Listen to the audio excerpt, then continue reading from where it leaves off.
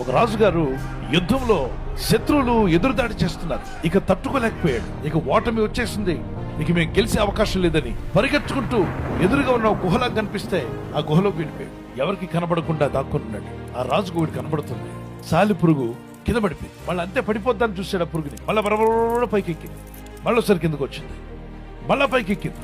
మళ్ళా కింద పడిపోయింది. మళ్ళా పైకి వచ్చింది. మళ్ళా కింద పడిపోయింది. ఏంటి ఈ పురుగు కింద పడుతుంది, మళ్ళీ లేస్తుంది. కింద పడినప్పుడంతా ఏం చేస్తుంది? తిరిగి లేస్తుంది. కానీ పడిపోయాను కదా బ్రతకైపోయింది అని అనుకోకుండా తిరిగి ప్రయత్నం చేస్తూనే ఉంది. కొద్ది నిమిషాలకు చక్కని సాలి గూడు కనిపించింది. ఎంతో అందమైన గూడు కనిపించింది. దాని నుండి అతను ఏమర్థం చేసుకున్నాడంటే, పడిపోయినప్పుడు మనం పిరికివారిగా పారిపోతే పనికి రాకుండా పోతాం. పడిపోయినప్పుడు ఇక అయిపోయింది నా జీవితం అనుకోకూడదట. అప్పులు పాలైపోతే ఇక అంతే నా బ్రతుకు అనుకోకూడదు. రోగం వస్తే ఇక అయిపోయాను నా పని అనుకోకూడదు. సమస్యలు వస్తే ఈ సమస్య జయించలేను అనుకోకూడదు. నువ్వు పడిపోయావు, కావాలని పడొద్దు.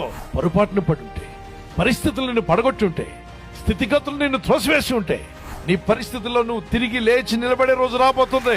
నీ స్థితి నుండి దేవుడు లేవనెత్తబోతున్నాడు. నీతిమంతుడు 7 మార్లు పడినను తిరిగి లేవక ఉండడు. ప్రార్థనాపరుడు, భక్తిపరుడు, దేవుని యందు నమ్మిక ఉంచిన వాడు ఒకవేళ పడిపోయినా దేవుడు వారిని